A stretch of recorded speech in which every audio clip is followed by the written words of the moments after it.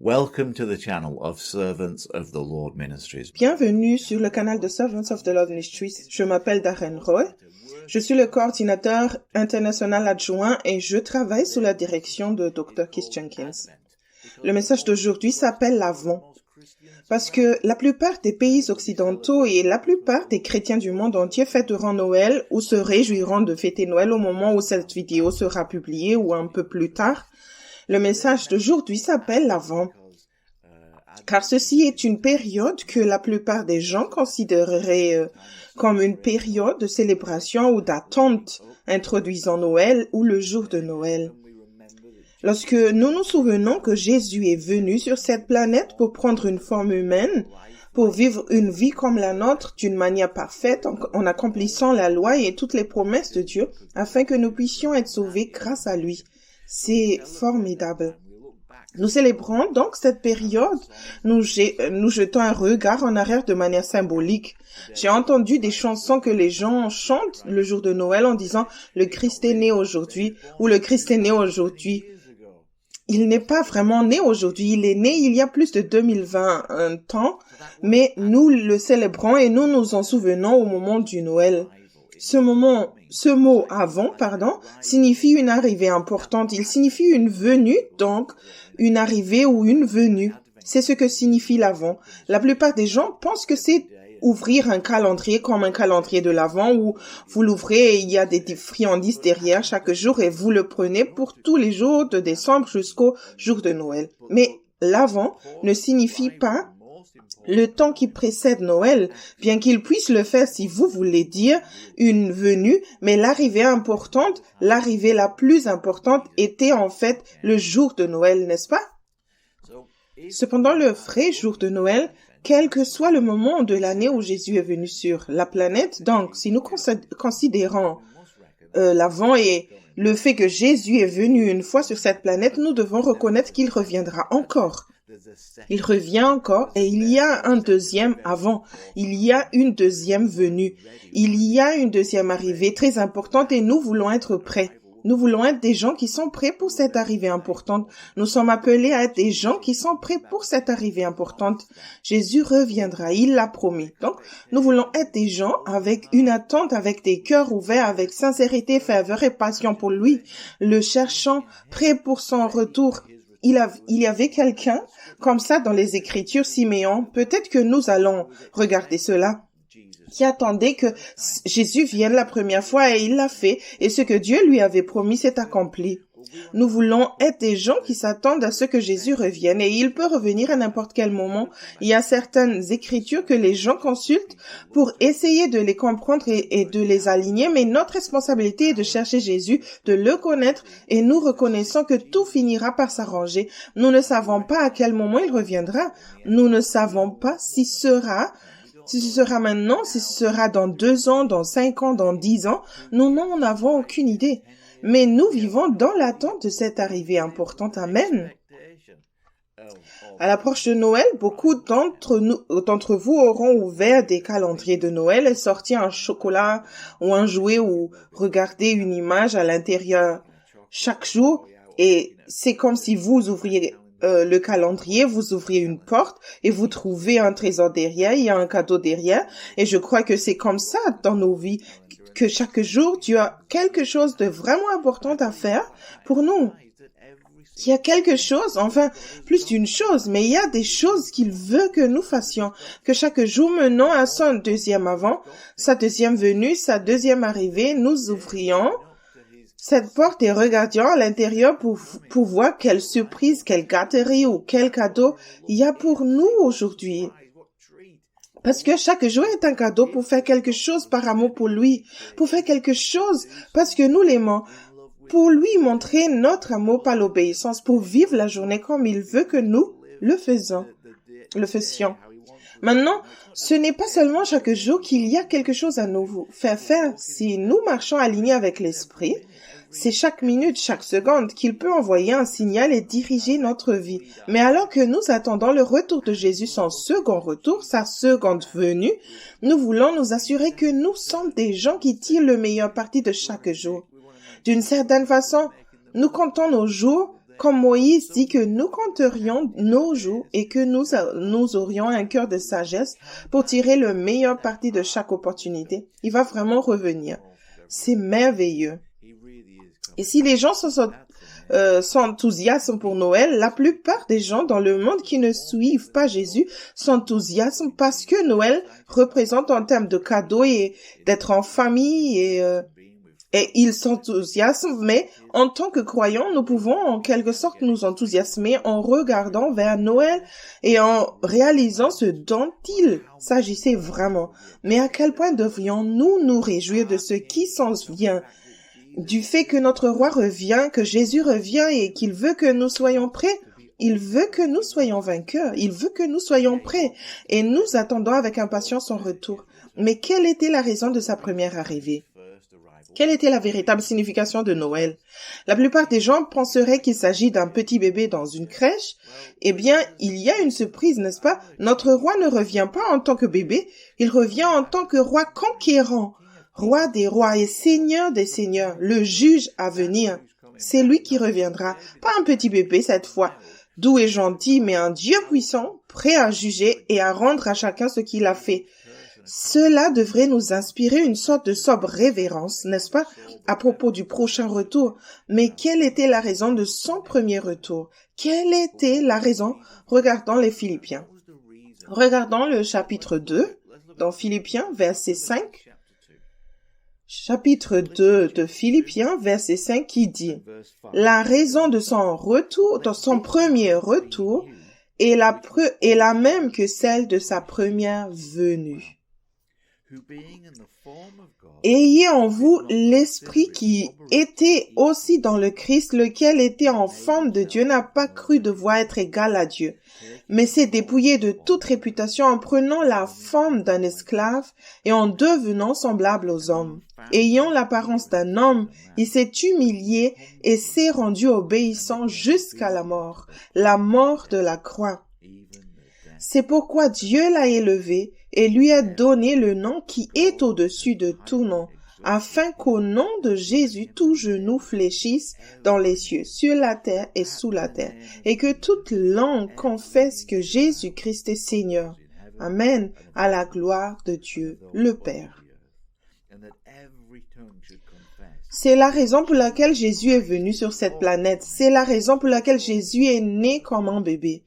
Non pas pour être le bébé, mais pour mener à bien sa vie et être obéissant dans tout ce que le Père lui demandait de faire. Il s'est humilié et est devenu sans réputation. Nous suivons Jésus. Si nous suivons Jésus, nous devons nous assurer que nous suivons ce roi humble, que nous suivons son exemple. Laissez en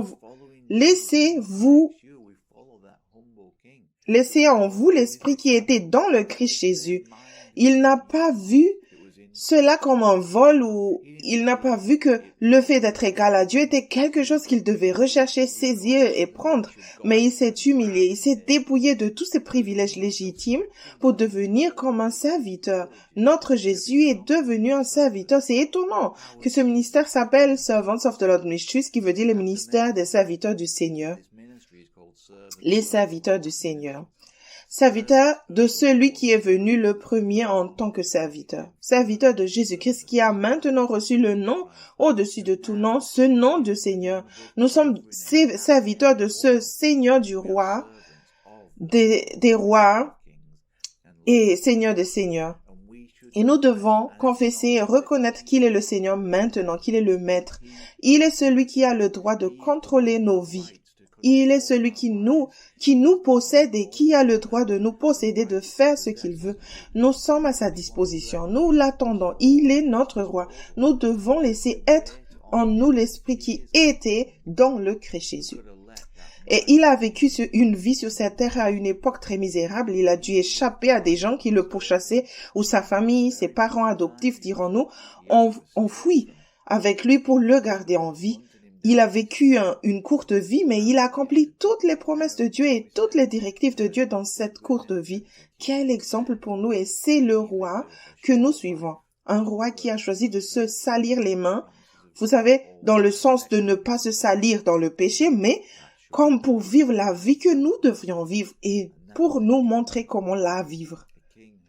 Ce roi va arriver, va revenir, et il a été obéissant jusqu'à la mort sur la croix. Jusqu'à quel point seriez-vous obéissant?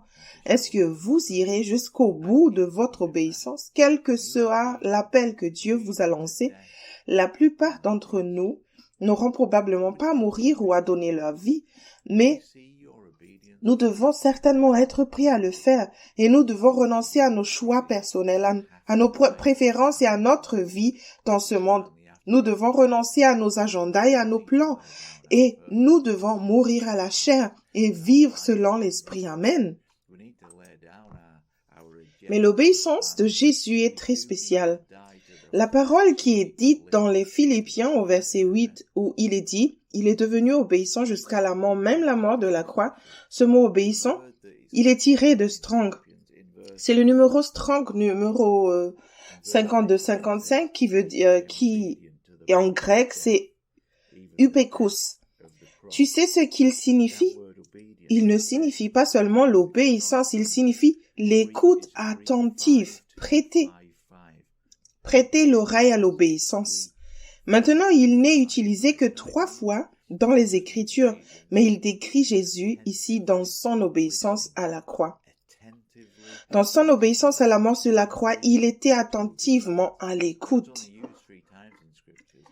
C'est comme un mot hébreu que j'aime beaucoup, appelé Hineni, et qui signifie écouter le Seigneur, être prêt à faire sa volonté, écouter ses instructions. C'est ce que faisait Jésus. Il écoutait attentivement son Père. Et si nous voulons que l'Esprit qui était dans le Christ, Jésus, soit en nous, alors nous voulons être des personnes attentives à notre Père. Eh bien, attentives à Jésus par l'intermédiaire du Saint-Esprit, prêtant attention, écoutant attentivement pour faire sa volonté. Tu pourrais penser, eh bien, si le fait d'écouter attentivement me permet d'arriver là où Jésus est arrivé, alors je ne suis pas sûr de vouloir faire cela. Dieu sait ce qui est le mieux pour toi. Il a le plan pour ta vie. Nous n'allons pas tous devoir littéralement donner notre vie, mais nous devons y être préparés. Mais nous devons certainement vivre pour celui qui a donné sa vie pour nous. Jésus est mort pour nous. Nous vivons maintenant pour lui. Amen. Laissez donc en vous l'esprit qui était dans le Christ Jésus. Alors que nous attendons son retour, son second avènement, sa seconde venue. Quelque chose d'incroyable. Je veux dire, j'aimerais être en vie et peut-être que je crois que je le serai, mais j'aimerais être en vie quand il reviendra et voir cela. Mais de toute façon, peu importe que nous soyons morts ou vivants, ceux qui sont vivants ne précéderont pas ceux qui sont morts. De toute façon, ce sera absolument génial quand Jésus reviendra.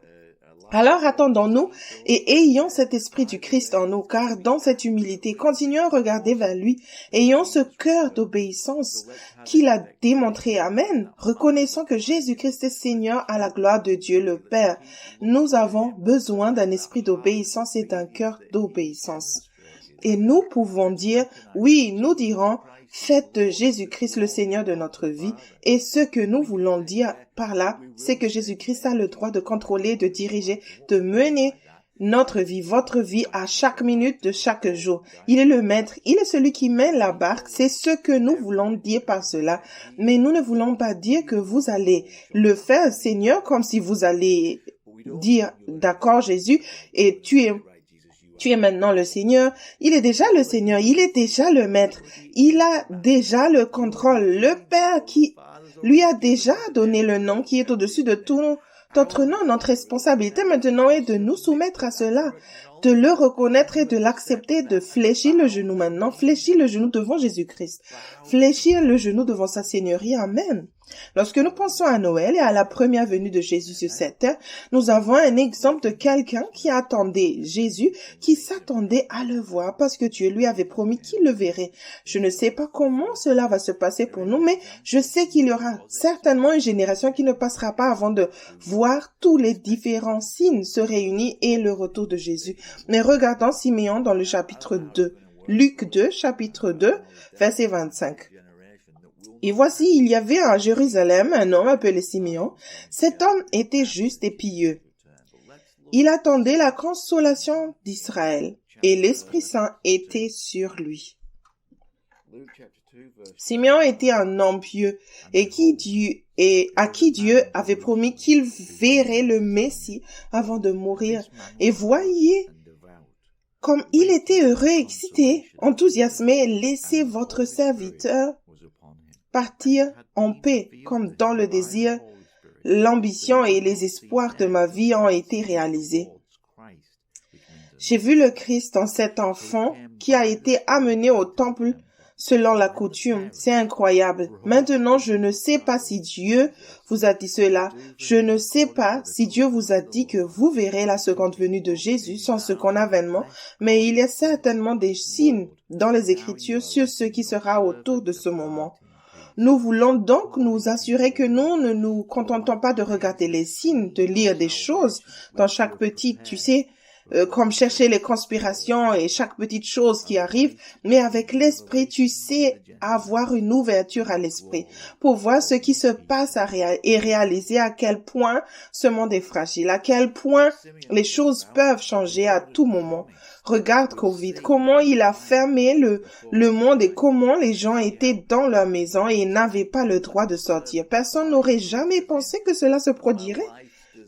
Il y a des guerres, des tremblements de terre, des volcans qui explosent et toutes sortes de choses partout dans le monde. Et je ne dis pas que ces choses sont tout à fait inhabituelles, mais ce que je dis, c'est que sois conscient que ce monde est fragile et qu'il est en train de disparaître.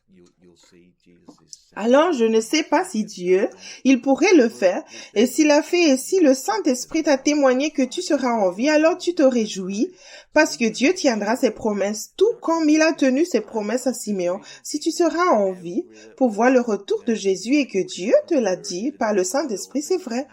Mais je crois que Dieu a parlé à Simeon de cette façon pour une certaine raison, parce qu'il est dit que c'était un homme juste et pieux, ce qui veut dire qu'il craignait Dieu. C'est un homme qui craignait Dieu, il honorait Dieu et il veillait à ne pas l'offenser. C'est un homme juste, un homme sûr dans sa foi. Je veux dire révérencieux serait un bon mot. Révérencieux est dans la définition de Strong. Il était révérencieux envers Dieu.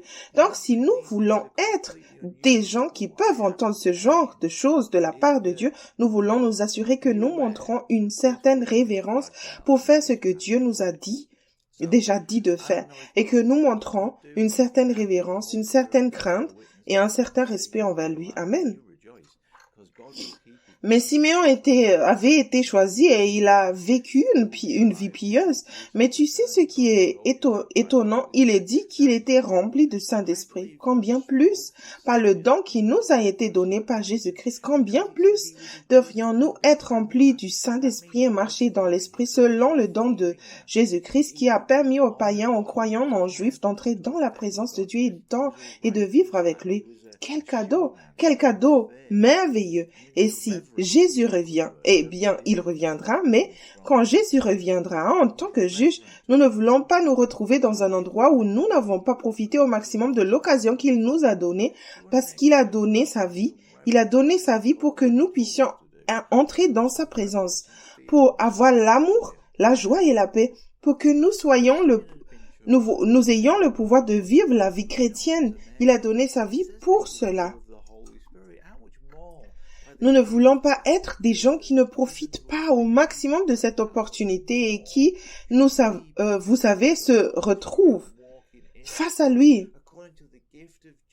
lors du jugement avec cela sur le dos. Soyons des gens remplis de l'esprit qui font ce que Dieu veut que nous fassions obéissants, respectueux, suivant l'exemple de Simeon d'une certaine manière et en étant respectueux et craignant Dieu. Amen. À l'écoute de ces instructions qu'il a pour nous. Il est dit ici, au verset 27, qu'il est entré par l'esprit dans le temple. C'est fascinant. Certaines traductions le disent comme conduit par l'esprit. Il est entré dans le temple. Dieu lui a donné la promesse qu'il verrait le Messie. Et comment cela s'est-il produit? Comment était-il entré dans le temple le même jour? Parmi toutes les personnes dont les enfants étaient présentés à différents moments au temple, comment a-t-il su que c'était le moment d'être là? Comment a-t-il su que c'était là qu'il fallait être pour que la promesse de Dieu s'accomplisse? Il ne savait pas. Mais comment a-t-il su que c'était le moment d'entrer dans le temple? Il a été conduit par le Saint-Esprit. La promesse de Dieu s'est réalisée dans sa vie parce qu'il a été conduit par l'Esprit. Il a été guidé par l'Esprit dans un tout petit détail. Les gens pensent que Dieu ne veut répondre qu'aux grandes choses et peut-être à certaines petites choses, mais pas vraiment aux petites. Dieu, le Saint-Esprit, a guidé cet homme, Siméon, dans le temple. C'est un peu comme s'il y avait un bâtiment d'église ou un bâtiment que nous avons pour une église, ici à Ulverston, et que si Dieu voulait que je sois là, tu sais, peut-être que des choses se passent là-bas et qu'il y a des promesses et des choses que Dieu veut faire ou qu'il y a certaines personnes à rencontrer. La seule façon pour moi de savoir que je serai là au bon moment, quand ces personnes seront là, c'est pas le Saint-Esprit. Cela peut sembler insignifiant. Les gens disent, oh, tu peux descendre quand tu veux. Aller au bâtiment quand tu veux. Y aller quand tu as envie. Y aller quand c'est pratique. Non, va quand le Saint-Esprit te dit d'y aller. Peu importe le magasin, qu'il s'agisse d'un certain type de supermarché ou d'un autre type de supermarché, faites simplement les petites choses que le Saint-Esprit vous dit de faire et vous verrez Dieu faire des choses étonnantes. Il vous a fixé des tas de rendez-vous. Comme je l'ai dit au début, c'est comme ces surprises derrière la porte du calendrier de l'Avent. Si vous voulez être comme Siméon et vous laisser conduire par le Saint-Esprit, même une chose quotidienne normale, un événement quotidien normal, si vous êtes conduit par l'Esprit, aboutit à quelque chose d'étonnant. Dans le cas de Siméon, la promesse de sa vie, c'est accompli et c'est consigné dans l'Écriture. Amen. Nous avons certainement une écriture dans Apocalypse 22, verset 20, où Jésus dit qu'il vient rapidement. Il dit, voici, non, celui qui témoigne de ces choses dit, certes, je viens rapidement. Puis il dit, Amen, viens donc Seigneur Jésus. N'est-ce pas étonnant? Pourrais-tu dire cela? Pourrais-tu dire, viens donc Seigneur Jésus? Il dit qu'il vient vite, rapidement. Alors tu sais que les Écritures sont claires. Quoi que tu perçoives comme rapide, la seule raison pour laquelle Jésus ne serait pas vite ou rapide, c'est qu'il n'est pas lent et qu'il retarde dans l'accomplissement de ses promesses. C'est qu'il veut que tout le monde se repente. Mais si Jésus revient rapidement, peux-tu dire, viens donc vite Seigneur Jésus, ou amène à cela. Tu vois, souvent, si tu n'es pas là où tu devrais être dans le Seigneur, les gens ne peuvent pas prier cela. Ils ont peur. Ils ont une peur. Ils n'attendent pas le retour de Jésus avec impatience. Ils ont un agenda et ils crachent des choses. Ils ne sont pas heureux de son retour parce qu'il va les surprendre. Il va venir comme un voleur dans la nuit et les trouver en train de faire des bêtises. Alors pendant que nous avons le temps et pendant que nous sommes aujourd'hui, assurons-nous que nous nous repentons et que nous retirons de nos vies les choses qui devraient l'être et que nous pouvons dire avec un cœur honnête et clair devant Dieu par le Saint-Esprit, que nous pouvons vraiment dire Amen, même ainsi vienne. Le retour de Jésus devrait être un moment excitant et merveilleux pour n'importe quel chrétien. Et si ta vie ne s'aligne pas aussi ton style de vie ou ce que tu fais n'honore pas Dieu et que tu le sais, alors tu as l'occasion de te repentir parce que Dieu veut que personne ne périsse, mais il veut que tout le monde se repente. Alors repens-toi pendant que tu le peux encore aujourd'hui. Assure-toi que Jésus est le Seigneur. Fais de lui le Seigneur de ta vie. Permets-lui d'avoir le contrôle. Reconnais que tu n'es pas en mesure de diriger ta propre vie. Sois rempli de l'Esprit, grandis dans l'Esprit, vis dans l'Esprit, marche dans l'Esprit, sois baptisé dans l'Esprit. Amen. Sois certainement conduit par lui. Alors, assurons-nous que nous sommes prêts pour le retour de Jésus et nous pouvons dire, viens vite, Seigneur Jésus. Nous appelons cela le retour de Jésus. C'est en fait le deuxième avant. Jésus revient et c'est formidable.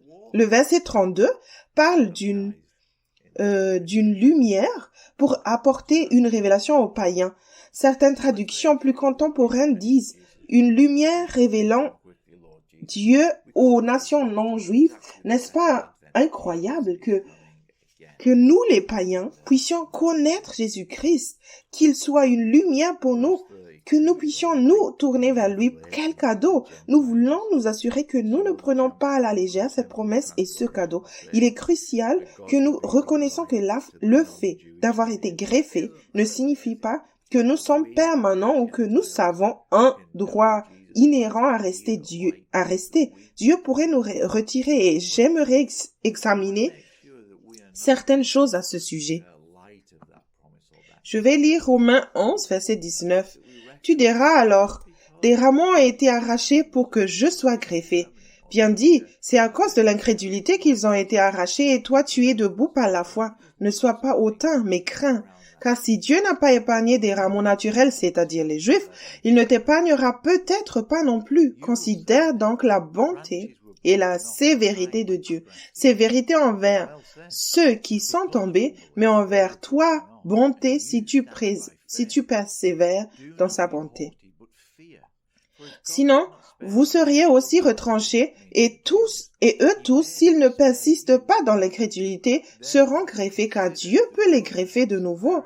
En effet, si vous avez été retranchés de l'olivier sauvage par nature et greffés contrairement à la nature sur un olivier cultivé, combien plus ceux-là qui sont des branches naturelles seront-ils greffés sur leur propre olivier?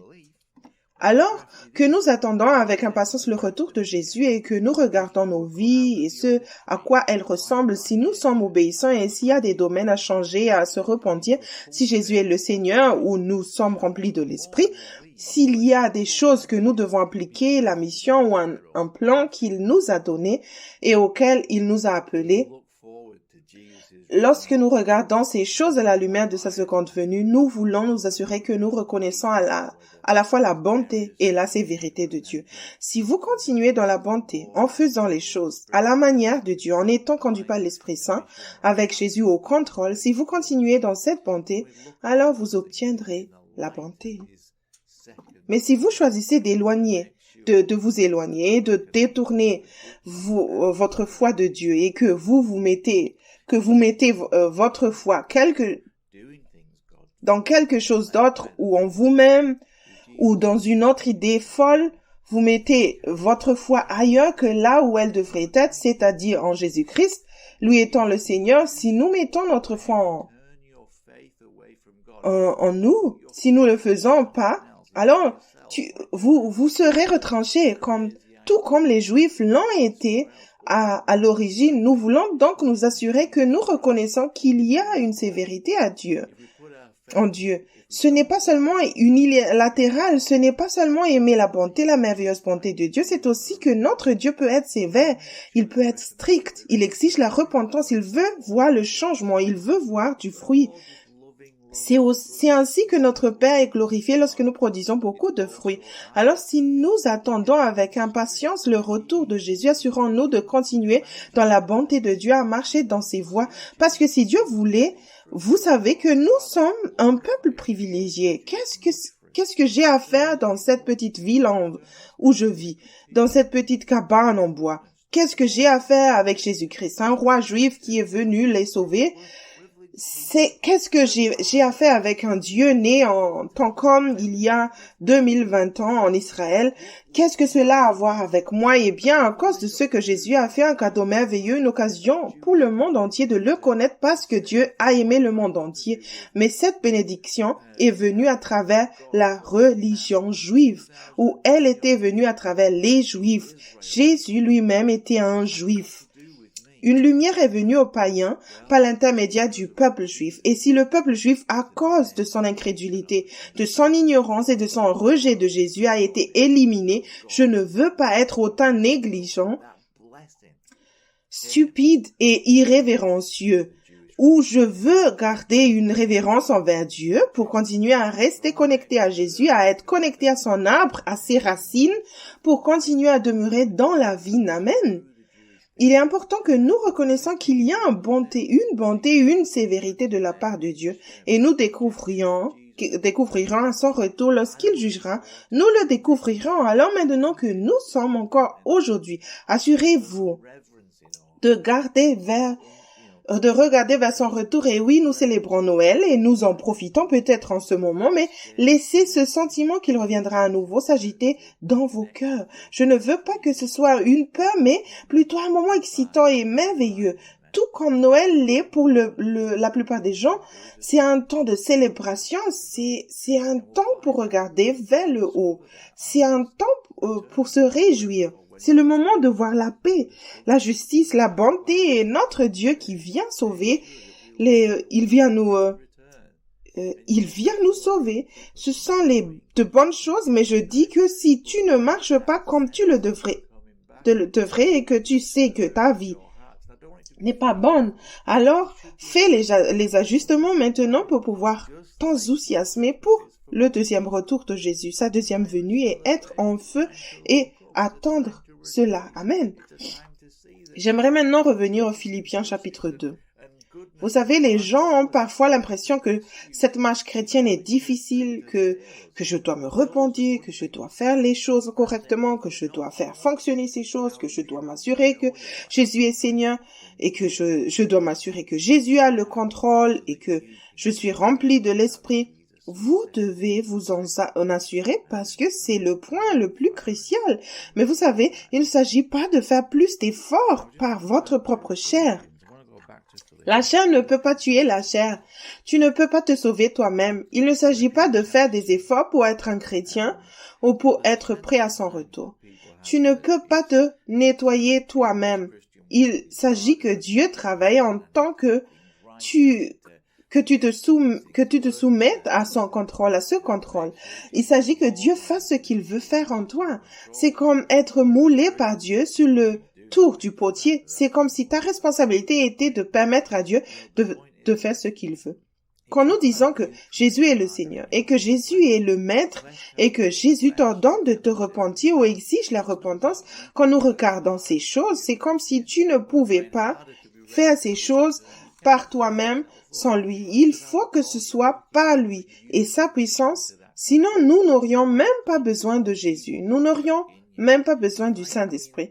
Donc, ta confiance doit être en Dieu, qu'il est celui qui fera ce qu'il veut faire à travers toi si tu lui fais confiance. Amen. C'est comme si tu étais sur le tour d'un potier qui te façonne et si tu n'es pas huileux et que tu ne te laisses pas façonner, je pense que le mot malléable est utilisé. Si tu n'es pas malléable, à quoi sers-tu pour celui qui te façonne? Mais si tu lui permets de faire ce qu'il veut, tu n'as pas de résistance, pas de programme personnel, tu ne veux plus ce que tu veux d'habitude, tu veux ce qu'il veut, tu lui permets simplement de te modeler sur cette roue et il te transformera en ce que tu es censé être sans que tu fasses beaucoup d'efforts parce que les commandements de Dieu ne sont pas lourds. Ces commandements ne sont pas difficiles, sans joug et faciles et sans fardeau et léger. Comment est-ce possible si nous sommes censés faire toutes ces choses différentes? Parce que tu t'appuies sur lui et sur ses promesses et que tu lui permets à lui et à ses promesses de faire ce qui doit être fait en toi.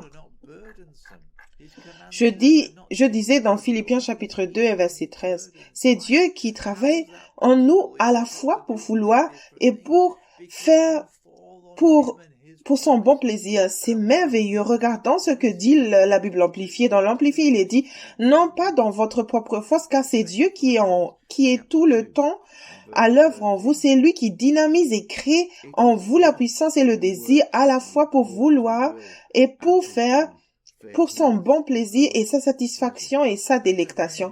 Ta responsabilité est de t'en remettre à lui, de t'en remettre à Jésus. C'est sa force, c'est sa puissance qui est à l'œuvre en toi. C'est lui qui donne de l'énergie, c'est lui qui fait en sorte que les choses se passent. Ta responsabilité est de t'en remettre à lui et à ses promesses et de te mettre à l'écart. Cela ne veut pas dire que tu ne dois pas coopérer. Cela ne veut pas dire que tu ne dois pas commencer à rentrer à la maison comme le fait le fils prodigue. Tu sais, cela ne veut pas dire que tu dois te purifier, que tu te purifies, mais d'où vient le savon? Si tu te purifies toi-même, Ce que je veux dire, c'est que même lorsque les Écritures parlent de se purifier, cela signifie qu'il faut s'appuyer sur Dieu et sur sa façon de faire. Tu ne peux rien faire indépendamment de lui. Amen. Même ta repentance doit se faire en Dieu. Jésus est le Seigneur de ta repentance. Le juge à venir, le roi à venir et le Seigneur de ta repentance. Tu ne peux pas simplement décider aujourd'hui de quoi tu vas te repentir. Tu peux coopérer avec Dieu, avec la conviction du Saint-Esprit, mais même si tu fais cela, d'où vient cette conviction? Elle est venue par Dieu. Elle est venue de Dieu. C'est lui qui commence tout. C'est lui qui donne de l'énergie pour tout. C'est lui qui fait le travail en toi pour qu'il puisse obtenir la gloire. Ta responsabilité est de t'écarter du chemin. Si tu aides beaucoup Dieu, il peut faire un peu. Si tu aides un peu Dieu, il peut faire beaucoup. Si tu n'aides pas du tout Dieu, tu t'écartes du chemin, il peut faire n'importe quoi. C'est la citation d'Arthur Burt que Joseph utilise. Alors écarte-toi du chemin et laisse Dieu être Dieu dans ta vie et tu grandiras rapidement, tu attendras avec impatience son retour. Tu seras dans une position où tu seras en règle avec Dieu, en bonne position avec Dieu. Tu seras dans un lieu de communion, de proximité, d'intimité et tu profiteras au maximum du don de la vie éternelle. Qu'aurais-tu à craindre? Je ne parle pas de la crainte révérentielle, mais de la peur panique. Les Écritures nous disent que l'amour parfait chasse toute peur, parce que la peur apporte avec elle un sentiment de jugement et de tourment. Si tu grandis dans l'amour de Dieu et en t'appuyant sur ses promesses, en obéissant aux commandements qu'il te donne de faire et en obéissant par l'Esprit qui te donne de la force, alors tu vas grandir dans l'amour. Et au fur et à mesure que cet amour grandit et mûrit, il va chasser la peur, ce sentiment de panique et d'inquiétude. Et Jésus revient et je ne suis pas prêt, je ne suis pas propre et je ne suis pas bien. Mets-toi en règle. Mets-toi en règle avec lui et sa puissance. C'est lui qui est à l'œuvre en toi, en nous. Amen. Appuyez-vous donc sur ses promesses. Appuyons-nous sur ses promesses. Jésus est vraiment un bon sauveur et le Saint-Esprit est vraiment un bon générateur. Cette puissance qu'il déverse en nous, c'est une puissance le type dynamite. Cela ne veut pas vraiment dire que c'est de la dynamite, mais c'est comme si c'était de là que vient le mot dynamite. C'est cette puissance, cette dynamite. C'est juste la puissance pour vivre la vie chrétienne qui vient de lui. Une fois de plus, la Bible amplifiée dit « Non pas dans vos propres forces, car c'est Dieu qui est à l'œuvre en vous, en créant en vous la puissance et le désir pour vouloir et travailler pour son bon plaisir, sa satisfaction et sa joie. » Wow! Nous attendons donc le second avènement. Nous attendons sa venue et si tu fais les choses que tu es censé faire, si tu t'appuies sur les promesses de Dieu, si tu fais confiance à Jésus, si tu fais confiance au Seigneur de tout ton cœur, si tu ne te sers pas de ta propre intelligence, si tu avances en lui, tu n'as pas besoin d'être parfait. Tu n'as pas besoin d'avoir tout réglé. Mais si tu es en règle avec Dieu, c'est là la mesure, le standard. Et si tu travailles à ton salut, mais avec révérence et humilité, tu travailles à ton salut avec crainte et tremblement. Une autre façon de le dire, avec crainte et tremblement. Tu avances petit à petit, alors Dieu voit la fin depuis le début. Et à son retour, quand la trompette sonnera, en un clin d'œil, tu pourras être transformé, changé en un clin d'œil pour être connu comme tu l'es pleinement. Comme si, en un clin d'œil, tu étais soudain devenu tout ce qui est censé être et que tu avais la révélation et de qui tu es vraiment au retour de Jésus. C'est merveilleux. Mais pour être dans cette position, tu dois t'assurer que tu es en accord avec lui maintenant. Cela ne veut pas dire que tu dois être parfait, comme si tout fonctionnait correctement. Cela veut dire que tu dois avancer dans ce qu'il te demande de faire. Être obéissant, conduit par l'Esprit, faire sa volonté, mais par sa puissance à l'œuvre en toi, en nous, en vous. C'est la partie importante, amen, c'est la partie importante, même si vous n'étiez pas l'article fini, le produit fini. Il y avait un ange que Michel-Ange fabriquait. Je pense que c'est la bonne citation. Michel-Ange était chargé de sculpter un ange dans du marbre ou de la pierre et quelqu'un l'a interrogé à ce sujet et il a dit, j'ai vu l'ange dans le marbre et j'ai sculpté jusqu'à ce que je le libère. c'est ce que Dieu fait avec toi. Il peut voir l'ange dans le marbre. Il peut voir qui tu es censé être. Il peut voir à quoi tu ressembleras. Quand tu seras libéré, alors il travaille à sculpter et à déplacer les choses jusqu'à ce que l'ange t'apparaisse et qu'il soit libéré. Mais si tu n'étais pas complètement prêt, mais que tu lui permets de faire le travail qu'il veut faire, même si tu sais juste une partie de tes caractéristiques sortaient et que tu n'avais pas fini à son retour ou à sa seconde venue, alors, en un instant, il peut te transformer en celui que tu es censé être. Mais ta responsabilité est de faire ce qu'il te dit de faire maintenant et il n'y a aucun moyen de contourner cela. Il n'y a aucune excuse pour ne pas faire ce que Dieu veut que tu fasses maintenant et pour ne pas avancer en lui comme il te demande maintenant. Il revient pour une épouse sans tache ni ride ni défaut. C'est un homme élevé et tu n'as aucun moyen de te rendre sans tache ni ride ni défaut. En fait, si tu essaies de te réparer sans le Saint-Esprit, sans l'aide de Dieu, sans le Seigneur du Seigneur, sans qu'il ait le contrôle, alors tu vas juste créer plus de défauts, plus de rides, plus de tâches. Tu vas aggraver le problème. Va simplement à lui. Tombe sur ses promesses et permets-lui de faire ce qu'il veut faire en toi. Jésus revient et c'est une période formidable, la période de Noël qui est très agréable pour beaucoup de gens. Certains n'aiment pas ça. Ce n'est pas agréable pour tout le monde. Certaines personnes ont des souvenirs douloureux, mais je dis que si nous regardons le côté chrétien de la chose, pas ce que le monde en a fait, comme beaucoup de nourriture et beaucoup d'argent dépensé et toutes ces choses, je veux dire que lorsque nous regardons la réalité de ce que cela signifie pour nous que Jésus est venu sur cette planète, nous savons qu'il est venu sur cette planète, nous savons que nous avons fait l'expérience de Dieu, nous l'avons senti et ressenti. Il est trop tard pour que quelqu'un puisse me dire que Jésus n'était pas réel. C'est trop tard. Je connais Jésus déjà, j'apprends déjà à le connaître, je développe déjà ma relation avec lui. Il s'est déjà présenté à moi, je sais déjà qui il est. Il est trop tard pour me dire que Jésus n'est pas réel. Je sais donc parce qu'il est venu, parce qu'il s'est révélé, qu'il est fidèle à sa parole et sa promesse. Alors réjouissons-nous de son retour. Ce n'est pas le moment d'avoir peur, ce n'est pas le moment d'être triste, c'est le moment de se réjouir. Ce n'est pas une responsabilité chrétienne de regarder autour du monde en voyant toutes les mauvaises choses qui se produisent et dire « Ah, ça fait peur !»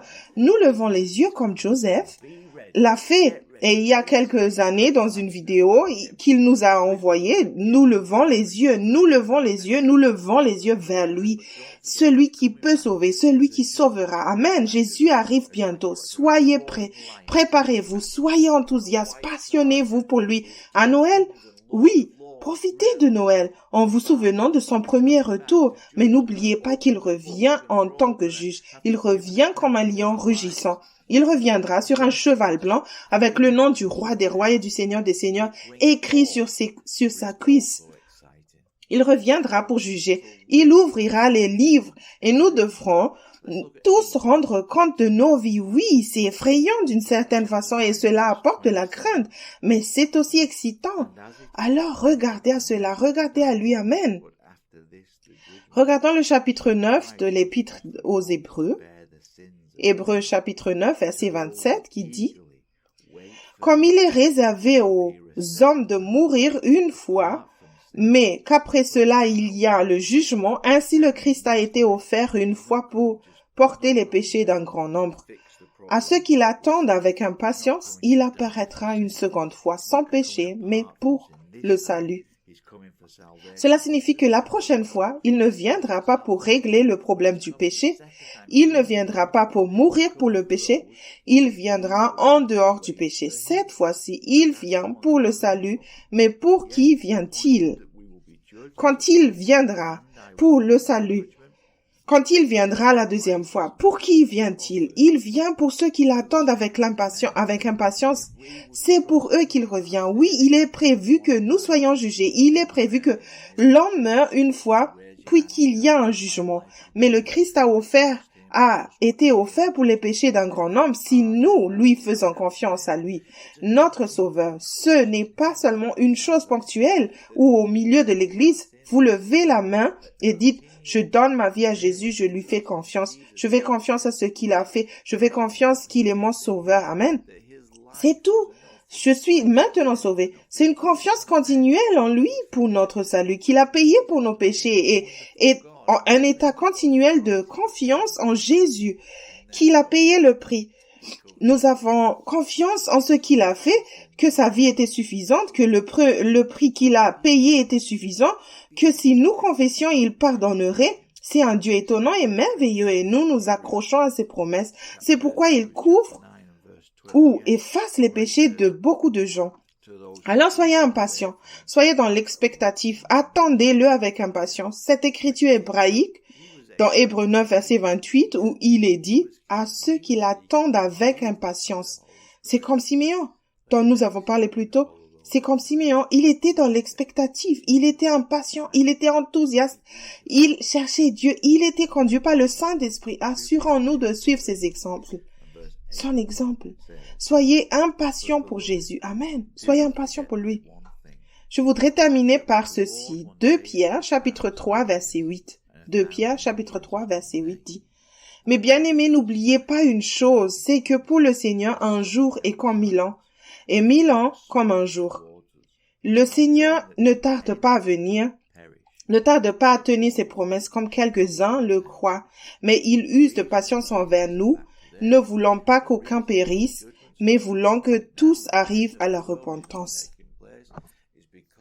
La raison pour laquelle Jésus n'est pas revenu aujourd'hui, la raison pour laquelle le jugement n'a pas lieu maintenant et la fin du monde n'a pas lieu, c'est que Dieu aime tant qu'il est si gracieux qu'il ne veut pas qu'un seul périsse, qu'il veut que tous se repentent. Alors, utilise le temps maintenant pour te repentir, pour le chercher, pour profiter au maximum des opportunités qu'il t'a données. Puis il parle de ce qui va se passer. Le jour du Seigneur viendra comme un voleur dans la nuit. Personne ne sait donc quand il arrivera. Les cieux passeront avec un grand bruit, et les éléments se fondront dans une chaleur ardente. La terre et les œuvres qu'elle renferme seront consumées. C'est pourquoi, puisque toutes ces choses seront dissoutes, à cause de toutes ces choses, à cause de ce qui se passe, à cause de ce qui va se passer, et la fin du monde, quel genre de personne devez-vous être dans une conduite sainte et dans la piété, attendant la venue du jour du Seigneur, à cause duquel les cieux seront dissous, étant en feu et les éléments se fondront avec une chaleur ardente? Néanmoins, nous attendons selon sa promesse, de nouveaux cieux et une nouvelle terre dans lesquels la justice habite. Dans les nouveaux cieux et la nouvelle terre, la justice habitera. La justice, la façon de faire et d'être de Dieu, c'est ce qui habitera. Il ne s'agira pas des idées de l'homme, de nos propres idées, de ce que nous pensons être la meilleure pour nous. Les nouveaux cieux et la nouvelle terre seront des endroits où la justice habitera. La manière de faire selon Dieu, c'est ce qui y habitera. C'est comme ça que ça se passera. Alors, si tu n'aimes pas la façon de faire et d'être de Dieu maintenant, si tu n'aimes pas la façon de faire de Dieu maintenant, alors tu dois te repentir parce que tu n'aimeras pas la façon de faire de Dieu dans les nouveaux cieux et la nouvelle terre vers lesquels nous nous tournons. Mais réfléchissez à la conduite et au mode de vie que vous devriez adopter maintenant. Car nous reconnaissons que ce monde entier va être brûlé, qu'il va être enroulé comme un rouleau, l'univers enroulé comme un rouleau ou la terre enroulée. Veillons à profiter au moment du don de la vie éternelle. Veillons à respecter et à pratiquer ce que nous devrons faire dans les nouveaux cieux et sur la nouvelle terre. Veillons à pratiquer la façon dont Dieu est juste et pratique la justice. C'est ce qui va être important. Amen. Il est dit au verset 14, « C'est pourquoi, bien-aimés, dans l'attente de ces choses, appliquez-vous à être trouvés par lui en paix, sans tache et irréprochable, et considérez que la patience de notre Seigneur est le salut. Veillons donc à nous appliquer à être trouvés en paix, c'est-à-dire faire tous les efforts nécessaires pour être en paix avec lui, à faire tous les efforts nécessaires pour être en paix avec Jésus. Certaines personnes étaient très tristes et contrariées que Jésus soit apparu il y a plus de 2020 ans sous la forme d'un petit bébé. Veillons à ce que nous le rencontrons dans des conditions pacifiques. Veillons à ce que nous soyons dans un endroit où, lorsque Jésus reviendra, la première chose qu'un ange nous dira, n'ayez pas peur. N'ayez pas peur. Ce sera formidable, n'est-ce pas? Si nous sommes en mesure de le faire, assurons-nous que nous vivions la vie qu'il nous a appelés à vivre. Assurons-nous de vivre une conduite sainte, une conduite juste, de changer, de faire ce qu'il veut que nous fassions, de vivre la vie chrétienne. C'est un Dieu bon, c'est un Dieu miséricordieux, c'est un Dieu qui ne se contente pas d'exiger ou de commander des choses de nous, mais qui nous donne le pouvoir de vivre la vie ou de faire ce qu'il nous a demandé de faire. S'il nous demande de faire quelque chose, il y a la foi qui est attachée. Si nous dirigeons notre foi vers lui avec la chose qu'il nous a demandé de faire, nous serons capables de le faire. Si nous mettons notre foi en lui, lorsqu'il nous demande de faire quelque chose qui semble impossible, si notre foi est en lui, il fournira ce qui est nécessaire pour que cela se produise. Mais nous ne pouvons pas ignorer le fait que nous devons être des personnes vivant une vie de bonne conduite, en paix avec le roi qui va revenir. Je vous dirais de passer un excellent Noël, essayez de ressentir cette anticipation et cette attente que le monde avait à l'époque lorsqu'il est dit que la lumière a brillé dans les ténèbres. Quel monde sombre! C'était lorsque Jésus est arrivé. C'était une époque difficile et les Romains conquéraient, harcelaient, dictaient, s'emparaient des gens et les traitaient mal, abusant d'eux, et c'était une époque difficile à vivre. Et dans ce lieu de désespoir et de ténèbres, Jésus est né dans cette lumière. Il a apporté la lumière dans le monde, dans les ténèbres, et les ténèbres ne l'ont pas compris. Eh bien, si nous vivons dans un monde de ténèbres maintenant, nous devons briller comme des lumières, nous devons briller comme des étoiles. Mais je vous le dis, il y a quelqu'un qui va revenir, il y a une lumière qui va revenir, il y a une lumière qui va revenir sur cette terre et son nom est Jésus-Christ. Jésus-Christ le Seigneur. Alors soyons prêts pour lui. Amen. Prions. Seigneur, je te remercie d'être venu sur cette planète il y a 2000 ans. Je te remercie d'être venu accomplir les promesses comme tu l'as dit. Seigneur, je demande que tous ceux qui regardent cette vidéo soient étirés dans leur cœur par ton esprit pour vivre la vie que tu les as appelés à vivre. D'attendre ton retour, de regarder ton retour et d'être dans une position où ils savent qu'ils vont te rencontrer dans des conditions pacifiques. Je demande, Seigneur, que nous recherchions chaque aventure que tu as rendue disponible chaque jour. Que tu nous rappelles, que tu ramènes à notre mémoire par ton esprit l'idée que tu as quelque chose à faire, que tu as des instructions et des commandements tout le temps pour nous et que ces choses mènent à des aventures merveilleuses et à des surprises. Je te remercie, tu ne nous as pas laissés orphelins, tu ne nous as pas laissés seuls, mais tu as envoyé ton esprit pour nous donner la puissance, pour nous guider, pour nous conduire. Seigneur, aide-nous à tirer le meilleur parti de ces petits moments.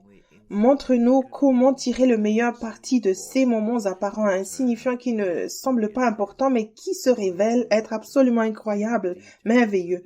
Nous voulons faire ta volonté dans les détails et en toutes choses, Seigneur. Et si ce n'est pas le cas, Seigneur, je te demande de convaincre ceux qui ne veulent pas se préparer et qui ne réalisent pas l'époque et la saison dans lesquelles ils vivent. Je te demande de les convaincre de se retourner vers toi et de trouver la paix, le pardon et la miséricorde dont ils ont besoin pour aller de l'avant. Seigneur, viens vite. Viens sur cette terre. Reviens vite, Seigneur. Je te remercie pour ton deuxième avant. En ton nom, Jésus. Amen.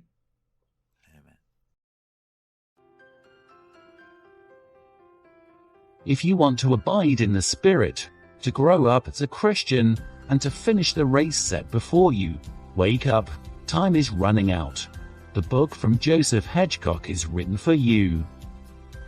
Volume 1 in the Wake Up series gives simple, detailed instructions about how to build solid spiritual foundations and the steps needed to become truly spiritual. It gives practical examples to teach you how to abide in God's presence and enjoy the benefits of your salvation. The body of Christ needs to wake up. Get your copy from Servants of the Lord Ministries today.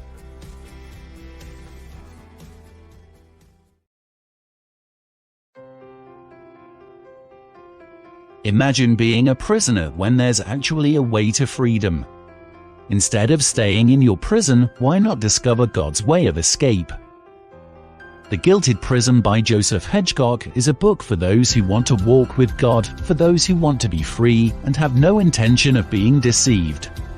It identifies the tactics of the enemy that hinder you.